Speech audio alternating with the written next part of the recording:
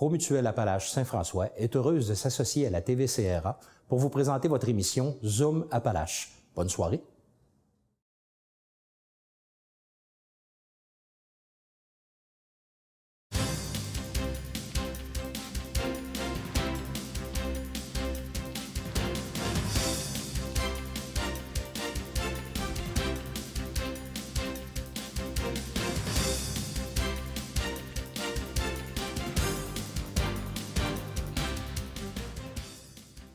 Madame, Monsieur, bienvenue à cette autre émission de Zoom Appalaches.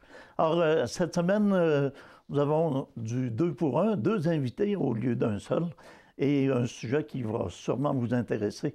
Alors, j'ai le plaisir d'accueillir Madame Diane Grégoire et Monsieur Michel Tremblay. Alors, Monsieur, Madame, bienvenue. Merci de l'invitation. Alors, évidemment, il sera question, on parle de sujets qui vont intéresser les gens, il sera question du Club de photo des collines. Madame Grégoire, Club de photo des collines, pourquoi des collines? On serait attendu peut-être à des Appalaches ou de la région de Thetford. Lorsqu'on a mis sur pied le Club de photographie des collines, on voulait avoir un nom qui soit un petit peu différent. Mais c'est bien le Club de photographie des collines de la région de Thetford. OK? Fait que c'est dire que c'était pas seulement Thetford Mines, c'était aussi les petites municipalités d'alentour. Les gens peuvent participer, c'est pas nécessairement juste les gens de Thetford Mines. Fait que c'est pour ça qu'on trouvait que des collines, on a des belles collines, on a des beaux paysages, puis pour les photographes, les paysages, c'est très important parce qu'on a des membres pour qui la photo de paysage, c'est leur principal intérêt. Pour d'autres, ça peut être le portrait, pour d'autres, ça peut être une photo-reportage, mais la majorité des membres, on peut dire que c'est la photographie de paysage. Donc, en parlant de la photographie, le club de photographie des collines, c'est tout notre beau paysage de la région qu'on voulait évoquer à ce moment-là. Et quand vous parlez de la région, ça s'adresse aux gens de la grande région? Oui, oui, toutes les petites municipalités des alentours, Kenners Mills, on peut avoir des gens de Saint-Ferdinand, on peut avoir des gens de Coleraine, Saint-Julien, c'est les petites municipalités d'alentours, East Broughton, c'est ça. Parce que voyez-vous, en 2008, le Cégep offrait des ateliers de photographie. Et les personnes qui avaient de l'intérêt pour la photographie à ce moment-là, sont inscrits à l'atelier.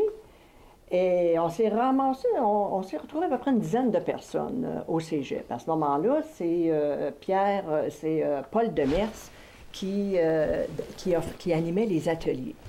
Donc, à l'automne 2008, on se rend compte, tout le monde est épaté, tout le monde est enchanté parce qu'on n'avait pas de ressources ici en photographie pour avoir de la formation, pour avoir des activités. Donc, après la session, il y a des membres, on est à peu près 4-5, on a dit, nous autres, on aurait le goût que ça continue. Qu'est-ce qu'on fait?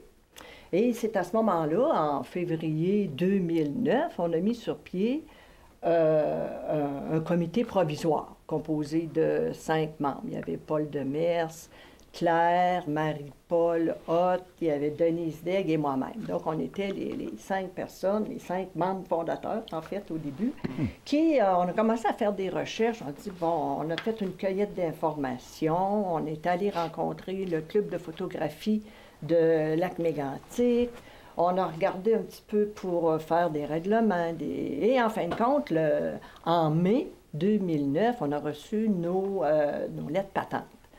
Et par la suite, notre première assemblée générale a eu lieu en décembre 2009. Et au moment où on se parle, vous comptez combien de membres? 23 membres actuellement. Au début, lors de notre première assemblée générale, on était 11 membres. Mais 11 membres actifs, passionnés, ça en vaut une cinquantaine, je vous dirais. Mais je présume que les 23 membres que vous avez présentement sont aussi passionnés. Parce que pour être membre, je ne dirais pas que c'est un critère, mais c'est tout naturellement. Les gens qui viennent s'inscrire, les gens qui viennent au club de photographie, c'est parce qu'ils ont la passion de la photographie. Puis, c'est un des critères, puis qu'il n'en est pas un parce qu'il devient naturel. Monsieur Tremblay, vous avez vécu et je prends la chance de dire que vous vivez de cet art-là, je présume. Ah, j'en vis encore un peu parce que j'ai passé ma vie professionnellement en photographie. Ça fait depuis 69 où j'ai débuté à Radio-Québec jusqu'à aujourd'hui. Mais aujourd'hui, je suis un peu plus sur mes affaires personnelles, artistiques, en guillemets.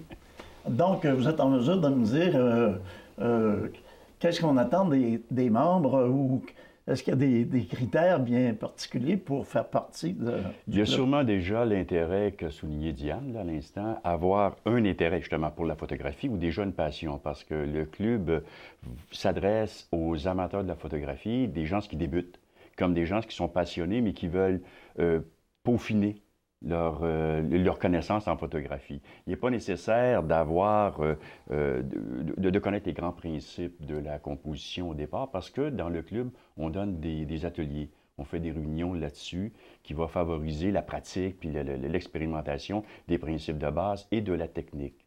Au même titre que, c'est-à-dire dans les différents genres. Diane a souligné qu'on a plusieurs membres, en fait la majorité sont intéressés par le paysage, mais aussi on cherche à aller dans des domaines hauts de la photographie, comme le portrait, comme la photographie plus spécialisée en macrophotographie ou encore en photographie astrale, qu'on commence à développer un peu. Fait que finalement, ça s'adresse un peu beaucoup à tout le monde qui a un intérêt pour la photo, déjà une passion, mais c'est évident que dans l'esprit, dans la philosophie du club, je pourrais dire, si vous venez avec un smartphone, autrement dit un téléphone intelligent, ça risque pas d'être pour vous un endroit où vous allez avoir beaucoup de motivation, d'intérêt, de participation. Non pas que c'est à négliger, mais le téléphone intelligent, même le bridge, sont des appareils qui permettent la communication d'abord. Mais si vous voulez pousser votre art, comme vous avez dit tantôt, développer un perfectionnement dans le genre de photographie que vous aimez, bien, le club va vous aider. Parce qu'on croit beaucoup à l'échange entre nous ici. Il y en a plus expérimentés que d'autres. Alors, c'est pas tout le temps juste magistral que, par exemple, un va donner un atelier, mais on va amener les gens aussi qui ont la pratique de la photo à se communiquer leurs connaissances, leur expérience, et ainsi de suite. Oui, bien, il suffit d'avoir un équipement qui est quand même respectable. Puis, il s'agit d'avoir un certain équipement. Bon, l'idéal, c'est d'avoir un appareil réflexe, numérique réflexe, mais des gens qui ont ce qu'on appelle un bridge ou un hybride peuvent trouver un intérêt dans nos pratiques de la photo. Ça, c'est certain. Alors, ça veut dire qu'un profane, un néophyte peut s'adresser à vous et faire partie du club et vous allez vous occuper du reste. Ah, tout à fait, parce que autant on va parler de composition, de règles de composition, comme un exemple de la règle des tiers, et ainsi de suite, qu'on va parler de qu'est-ce que c'est la profondeur de champ, qu'est-ce que c'est savoir exposer, qu'est-ce que c'est sentir une belle lumière, puis tout ça, on va le faire avec des exercices appliqués. Il y a des activités régulières. J'aimerais que vous me parliez de ces activités-là brièvement. Il y a des rencontres hebdomadaires ou mensuelles? C'est surtout des sorties à pied levé qu'on fait. C'est sûr que nous, le CA, on se rencontre une fois par mois. Et là, on essaie de planifier des activités. Les activités, souvent, comme dernièrement, qu'est-ce qu'on a fait? On a demandé aux membres d'apporter une photo. Et d'apporter une photo de paysage. Et à ce moment-là, on apporte nos photos, des petites photos, et on demande aux membres d'écrire sur un petit morceau de papier quelle est leur photo coup de cœur. Pour elles, quelle est la photo? Parce qu'une photo, c'est un langage, ça vient nous chercher. Moi, ça peut m'intéresser, l'autre personne, elle va passer à côté, puis ça l'intéresse plus ou moins. Donc, on étale les photos, comme la dernière activité était la photo de paysage. On met une petite cote. Et là, on dit, cette photo-là, on l'aime pour telle et telle raison. Et souvent, qu'est-ce qui arrive? On l'aime. On l'aime. C'est un point, si je peux me permettre, tu as raison. Une intervention, c'est... Diane parle de coup de cœur. Pourquoi j'aime telle photo? Alors, on cherche à favoriser le vocabulaire. Pourquoi tu aimes telle photo? Bon, une fois que tu as dit, je l'aime, je l'aime pas, c'est pas suffisant pour nous. On va pousser pousser. On va amener les gens à s'exprimer, à dire pourquoi je l'aime selon des critères, comme la composition, comme l'originalité de la photo et d'autres critères. On parle toujours un peu de technique, mais pourquoi tu aimes telle photo? Puis c'est ce qu'on veut amener les gens à sortir. Pourquoi j'aime telle photo? Et c'est de la critique. Il ne faut pas être gêné non plus à partir du moment que tu présentes une œuvre, quelque chose, elle ne t'appartient plus, elle appartient au monde qui la regarde, elle peut être aimée et ne pas aimer. Mais pourquoi? Et c'est ça qu'on cherche à amener. C'est exactement ça. C'est parce que nous, on n'a pas l'expérience de Michel, puis on n'a pas l'expérience de d'autres membres. Prenons comme Alain Mercier, qui a fait de la photo depuis son adolescence. Et lui, il a toujours fait de la photo. Il y avait même un laboratoire chez lui il y a plusieurs années. Donc, quand on arrive, puis on ne peut pas se comparer avec Alain, avec toute son expérience. Mais par contre, on a beaucoup d'entraide. Ce qui fait que, on dit cette photo-là est belle. Michel va arriver et dit oui, mais regarde, as-tu remarqué la prise de vue? Peut-être que ça avait été pris d'un autre côté. Regarde, comme moi, à un moment donné, on a critiqué ma photo. Tu te dis, bien, regarde, si tu avais eu comme 3 dimensions, ça aurait été plus avantageux. Bien, j'avais pris la photo d'un chemin dans une montagne, un grand chemin. Puis là, moi, c'est ça que je voulais mettre en évidence, mais je n'ai pas réussi comme je voulais. Fait que là, Michel est arrivé et dit, regarde, si tu avais seulement mis l'aile de la photo, là, juste ici. Un avant-plan. En plan, là, en avant-plan, puis tu avais placé ça de même. Ah, bien là, j'ai dit, je vais y retourner prendre une photo, puis je vais mettre ça en application. Puis, au printemps, je te la montrerai. Parce que l'aquarelliste ou le peintre a un avantage sur nous. À partir de son imagination, il crée les éléments dans son cadre. Tandis que nous, ils sont là. Donc, il s'agit d'être là au bon moment pour la lumière. Puis, il s'agit aussi de composer avec ce qu'il y a devant nous. Souvent, les gens, comme on dit, ne pensent peut-être pas à photographier le paysage autrement qu'à hauteur d'homme ou de femme. Ce que je veux dire par là, on peut se coucher par terre, on peut monter dans un petit escabeau, mais il faut mettre un avant-plan parce qu'on on ramène la tridimensionnalité. Tridimensionnalité. C'est ça. À 2 plans, horizontal, vertical, mais on n'a plus la profondeur. Alors là, comme on vient de dire, pour créer la profondeur en photographie de paysage, on va mettre un avant-plan, nécessairement. Mais je n'irai pas plus loin. Mais pour nous, c'est important, ça, ces petits détails-là, qui fait qu'on va en prendre des photos, puis on va les travailler, puis des fois, tu ne sais pas trop pourquoi. Fait que quand il nous arrive un conseil approprié, bien, on est très heureux de ça. Là. En plus de ces rencontres-là, est-ce qu'il y a d'autres activités? Vous me disiez, c'est à pied levé des fois. Oui, des sorties à pied levé. Bon, on est allé au réservoir Baudet à Victoriaville pour prendre des photos des oies blanches qui arrivent. Comme là, c'est ainsi, c'est merveilleux. Souvent, on fait une activité comme ça, puis c'est pas tout le monde qui peut y participer. Parce qu'est-ce qui arrive? On crée des petits groupes. Puis on dit, ben moi, je vais appeler une couple d'amis, puis on va aller prendre nos photos au réservoir Baudet. Quand c'est le temps des pommiers, on dit, aujourd'hui, les personnes qui sont disponibles, ça va être, on va aller photographier les pommiers. Beauce Carnaval, ça a été une des activités, domaine de l'héritage pour les fleurs, marché de Noël. Et là, le dimanche prochain, le Père Noël arrive au Carrefour Frontenac. Fait que là, on fait un appel à tous, puis on va aller prendre des photos de l'arrivée du Père Noël au Carrefour Frontenac. Et là, à ce moment-là, ça sera très différent des paysages. Là. Oui, c'est ça, là, exactement. Vous allez travailler sur les expressions, je présume. Oui, comme on a eu déjà une exposition ou deux qui a bien bouleversé les membres, là, entre guillemets. On a fait une exposition sur l'autoportrait. Or, ça a été assez particulier parce que même il y en avait qui étaient gênés. Tu sais, tu te présentes toi-même avec c'était quoi, au tout début, au printemps dernier, quelque chose comme ça. Oh, ça nous fait Alors, on a des thèmes comme ça à l'occasion qui font travailler les gens davantage que dans le strict domaine dans lequel ils sont peut-être un peu habitués aussi, familiers. Ça a été très difficile parce qu'il fallait travailler sur nous-mêmes. C'est gênant pour plusieurs. Prendre un autoportrait, là. Faut que tu places ta caméra de telle façon, puis toi, il faut que tu te places de telle façon, puis il faut que tu ajustes ta lumière. Oh, ça a été un gros travail. Le temps file rapidement et si on n'en parlait pas, vous m'en voudriez.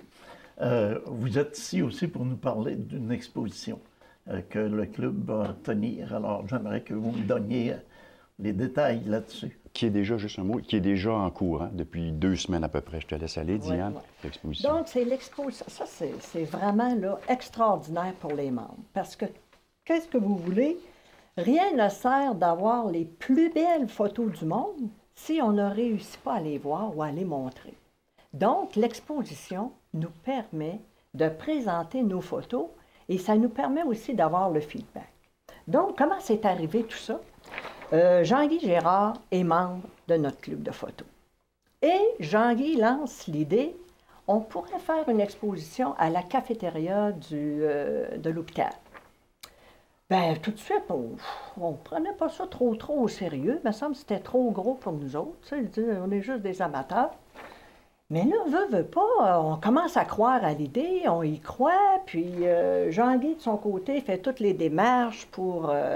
parce que, vous savez, la cafétéria, ça a tout été réaménagé là, par Donna Grenier, qui a mis beaucoup d'argent là-dedans. C'est vraiment, moi je dis c'est le plus beau, c'est un beau restaurant, en fait. Donc, la cafétéria est très bien disposée pour recevoir des expositions. Et c'est comme ça que, dernièrement, il y avait eu une exposition de peintres. Et là, on a proposé les photos et ça a été accepté. Donc, vous allez voir, on a 18 membres sur 23 qui ont participé à l'exposition et nous avons un total de 84 photos d'exposées de différents styles.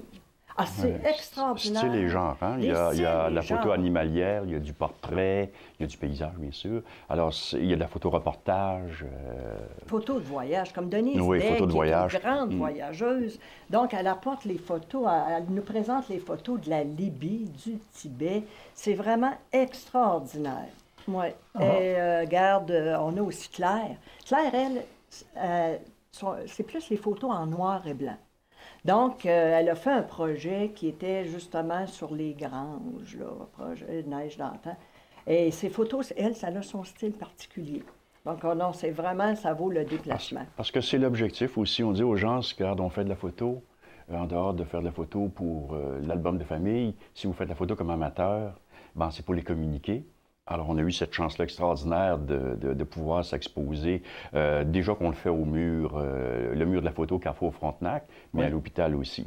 Alors, si tu fais de la photo, bon, si tu veux les garder dans un tiroir libre à toi, mais en parentant, si tu fais de la photographie, c'est pour communiquer quelque chose. Alors, on favorise cette chose. C'est toujours agréable de partager. De partager, c'est ça aussi. Puis, vous savez, la meilleure façon de progresser comme photographe amateur, c'est de pouvoir les confronter, nos photos. Tu sais, si on ne les confronte pas, on ne sait pas, tu vas toujours rester au même niveau. Donc, d'avoir le feedback, c'est extraordinaire. Et ça, c'est l'exposition qui nous permet d'avoir le feedback. Et l'accès à la cafétéria, c'est pour tout le monde? Ah oui. Oui, c'est pour tout le monde, mais c'est dans les heures d'ouverture de la cafétéria, évidemment. Il faut comprendre que ce n'est pas une galerie grand public, là. Ça ouvre, je crois, de 10 h le matin, ça ferme à 5 h. Sur les heures d'ouverture, mais c'est pour même le monde extérieur, oui, les visiteurs, pour les patients. Puis, Monsieur Tout-le-monde qui aurait écouté notre émission, puis qui dirait je suis curieux de voir ça, je vais y aller. Il n'est pas obligé d'être malade pour aller. Non, mais je pense qu'il pourrait faire un petit détour. Franchement, là, parce qu'on va à l'hôpital, soit pour souvent une consultation, une prise de sang, bien, quand à y aller, rendez ça agréable. Allez faire un petit tour à la cafétéria, la nouvelle cafétéria, là. Puis, il y a des belles photos à voir. On parle du mur de la photo, c'est au Carrefour Frontenac. Oui, ça, c'est un partenariat qu'on a eu en 2000. Ça fait 2 ans déjà. Et le mur de la photo, ça fonctionne par thème. Donc, à tous les 2 mois, on change nos photos. On change les photos, tout dépendant du thème. Donc, le prochain thème, c'est ça va être sur Noël, hein? L'esprit de Noël. L'esprit des fêtes. L'esprit de fête. L'esprit des fêtes. Le prochain thème, c'est ça. Le dernier thème, c'était le paysage. On a aussi des expositions individuelles. Comme Michel, à un moment donné, tu as exposé, toi. Oui, on favorise le groupe, comme dit Diane, mais aussi ça peut être une exposition sur un sujet que vous avez fait, vous, comme individu, amateur de photos. Moi, j'en ai fait une sur les relais Poutine du Québec. C'est les cantines qu'on trouve le long des routes. Et puis, Denise Degg a fait une exposition, un de nos membres, Denise Degg, a fait une exposition sur le Tibet. Oui. Alors, et le mur de la photo est situé en face de la librairie L'Écuyer. Pour localiser la place, là, au centre Carrefour Frontenac. OK. Dos à la quincaillerie Rona. C'est ça, dos à la quincaillerie Rona. OK. C'est un beau mur, très populaire. Vous avez des fauteuils pour vous asseoir puis contempler les images. Je ne voudrais pas créer de polémique, je ne voudrais pas partir en rien de... Mais est-ce que l'avenue chez nous des éoliennes vous a procuré un autre sujet? Oui, monsieur. Je peux vous dire que, justement, on avait, dans notre thème de paysage, moi, j'avais choisi, justement, les éoliennes. Okay. Donc, ça m'a fait découvrir les différents endroits où où étaient implantées les éoliennes. Et ça m'a fait découvrir, j'ai découvert, monsieur, quelque chose d'extraordinaire. Ma photo est encore au mur de la photo. Quand on parle de lumière en photo, hein, c'est quelque chose, la lumière en photo. Moi, on en parlait, mais je ne l'avais pas expérimenté jusqu'au jour où, quand je prends ma photo d'éolienne à Saint-Jean-de-Brébeuf, et là, c'était pas tout à fait à mon goût, je me prépare à repartir, j'étais avec une compagne, je dis, oh, c'est assez, on repart, et à un moment précis, le soleil a baissé, le soleil a éclairé l'éolienne, et hier, quelqu'un qui me rencontre, il me demande, il dit, « Où t'as trouvé ça, une éolienne rouge? » Ah, ben là, j'ai dit ça, c'est le secret de la lumière en photographie. Ah, alors, ça a procuré, évidemment, ça a fait parler beaucoup et il y a des gens qui sont d'accord ou pas, mais... Moi, je m'abstiens de dire. Visuellement... Je m'abstiens, je suis obligé de recommencer mes paysages. Oui, ça l'a changé beaucoup. Bien, c'est la même situation qu'on a vécue au Québec dans les années 70 avec la ligne électrique, la grande ligne de Manic qui descendait, qui traversait Charlevoix. Et qui n'est pas très là, tu recevais des commandes de photos d'Europe, on veut voir des paysages sauvages. Et là, tu n'as plus le choix d'avoir une ligne électrique qui passe au travail, il fallait retoucher. Mais avec le temps, on s'est habitué. Quand vous dites qu'il fallait retoucher, et on pourrait peut-être terminer là-dessus, au cours des dernières années, là, puis on n'a pas besoin de reculer très loin, la photographie a évolué énormément, je présume. On parlait de chambre noire, de pellicule. C'est l'histoire ancienne, ça? Oui, il y a un grand plaisir à pratiquer la photographie numérique pour ce que vous venez de dire. C'est que à la maison, à l'ordinateur, avec un ou des logiciels d'édition photo, c'est un peu comme dans le temps qu'on faisait du numérique en noir et blanc. En photographie noir et blanc, le photographe prenait la photo avec un type de film exposé à telle valeur et le développait selon une recette, pour ensuite l'imprimer selon une autre recette sur différents types de papier. La photographie en couleur, dans le temps, c'était pas praticable le laboratoire à la maison parce que c'était trop complexe de développer sa diapositive et le négatif. Mais aujourd'hui, avec le numérique, vous prenez vos photos et il faut considérer l'édition de la photo comme un complément à votre travail de prise de vue. Non seulement pour corriger des erreurs ou des difficultés à la prise de vue que vous pouvez faire vous-même, mais aussi pour transformer vos images. Vous pouvez prendre une image originale et en faire une œuvre tout à fait différente par le jeu de l'édition de photo, et c'est pas mauvais. Je pense que ça stimule la créativité. Aujourd'hui, la photographie numérique, moi, je la vois comme ça. Au début, j'étais un peu comme bien du monde, là. Je me disais, la photographie numérique, j'étais méfiant. Les appareils n'étaient pas évidents non plus, à moins de mettre 9 à 10 000 $. Mais aujourd'hui, le marché vous permet d'avoir un appareil 35 mm réflexe à un prix fort abordable et de créer vraiment de la belle image et de les compléter à l'édition photo. Alors, si les gens qui nous écoutaient sont encore à l'écoute, ce sont des candidats possibles à devenir membres premier du club. critère, c'est ça. Premier critère, l'intérêt pour la photographie. Par la suite, ça vient tout seul. Alors, on fait quoi pour devenir membre? On s'adresse à qui? À moi. Et mon numéro de téléphone est le 418-334-2555. Est-ce qu'il y a des choses qu'on peut voir sur Internet du club de photo? Actuellement, on n'a plus de site Internet pour des raisons économiques. Les revenus du club sont très modestes. En fait, c'est le membership pour l'instant. Et heureusement qu'on était aidé par la municipalité par Thetford Mines pour le local et différents services. Hein. Mais pour l'instant, on n'a pas de site Internet. Okay. On travaille là-dessus pour trouver une façon de s'en financer un, puis d'avoir surtout un administrateur. C'est qu'une fois que tu as le site, il faut quelqu'un de compétent pour voir. C'est ça. Ouais. Et vous parlez de local et vous parlez de rencontres. Ça se tient où? Oui, c'est à l'édifice Saint-Jean, à Blatt Lake, anciennement l'école Saint-Jean. Donc, c'est dans une classe, dans une ancienne école, édifice Saint-Jean à Blatt Lake, secteur Blatt Lake. Secteur Blatt Lake. Et on rappelle le nom, c'est le club de photographie des collines. De la région de Thetford. De la région de Thetford. Alors, Mme Grégoire, M. Tremblay, on vous remercie infiniment de vous être prêté à cette entrevue. Et ça a été fort intéressant. Bien, bienvenue à vous. Merci. Merci à vous. Et quant à vous, bien, on vous invite à être des nôtres pour une autre émission Zoom Appalaches. Entre-temps, passez une excellente semaine.